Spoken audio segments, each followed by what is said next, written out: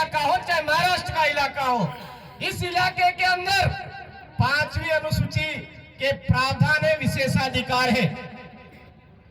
5वीं अनुसूची के प्रावधान और विशेषाधिकार होने के बावजूद आज इस इलाके का जो युवा है, इस इलाके का जो बुजुर्ग है, इस इलाके का जो किसान है, वो दर दर की ठोकरें खा रहा है। 5वीं अनुसूची के इलाके का क्यों ठोकरें खा रहा है? और ये कब पता चला? कोरोना काल में। शायद आप में से भी बहुत सारे भाई जयपुर की तरफ से भागते भागते आए होंगे, भीलवाड़ा की तरफ से भागते भागते आए होंगे, चित्तौड़ की तरफ से भागते भागते आए होंगे। और उस टाइम में भागते भागते आए, उस समय में किसी भी बीजेपी वाले ने बस भेजी थी क्या? कांग्रेस वाले ने बस भेजी थी क्या? तो फिर चुनाव आते भूल कैसे जाते हो भाई? यही तो टाइम है वो जवाब देने का।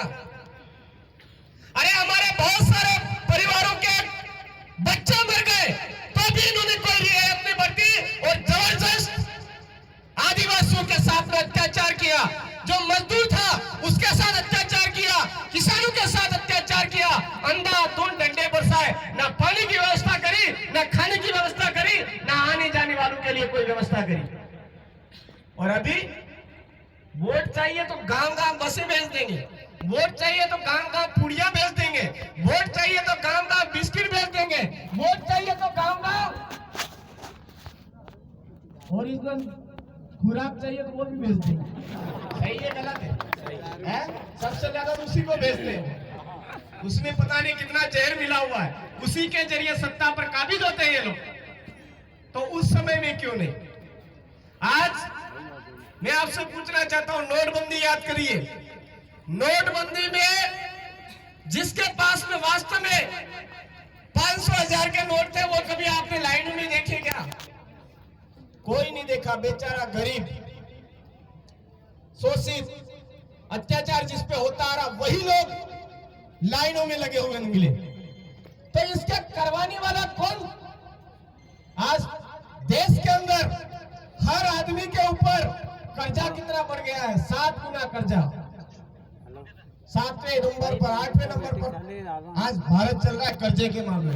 और वो बोलते हैं कि हमने देश में बहुत विकास कर लिया। जैसे ही देश के चुनाव की बात आती है, वो हमारे लोगों को क्या पट्टी पढ़ाते हैं? अरे ध्यान रखना, ये भारत आदिवासी पार्टी वाले ऐसे हैं, धर्म की राजनीति खेलते, मेन मुद्दे पर नहीं आते, शिक्षा की बात नहीं करते, स्वास्थ्य की बात नहीं करते, सड़क की बात नहीं करते, हमारे पानी की बात नहीं करते। तो ऐसे गांडू और नल्ले नेताओं को इधर से भगाने की जरूरत है कि नहीं है या नहीं है? अभी तो हाँ बोल रहे हो, बहुत कम आवाज है। हाँ में भी कम आवाज आ रही है, क्योंकि हिम्मत चाहिए, जिगरा चाहिए, इसके लिए भगाने के लिए जिगरा चाहिए। और वो देश के आदिवासियों के अंदर है मेरे भाइयों। अंग्रेजों के समय में हमारा देश खतरे में आया, सबसे पहले आदिवासी आगे बढ़ा और अंग्रेजों को यहाँ पर जो शासन व्यवस्था दी वो मानने से इनकार किया और उनको मजबूरन 5वीं अनुसूची के जो प्रावधान है वो इस इलाके में लागू करने पड़े। ठीक उसी तरह से वर्तमान में ये बीजेपी और कांग्रेस की जो पूंजीपति सरकार है, वो वापस हमारे देश को बर्बाद करना चाहती है, देश को लूटना चाहती है। तो आदिवासियों को जिगरा बढ़ा करके आगे बढ़ने की जरूरत है। इसीलिए भारत आदिवासी पार्टी नाम रखा है। आगे बढ़ना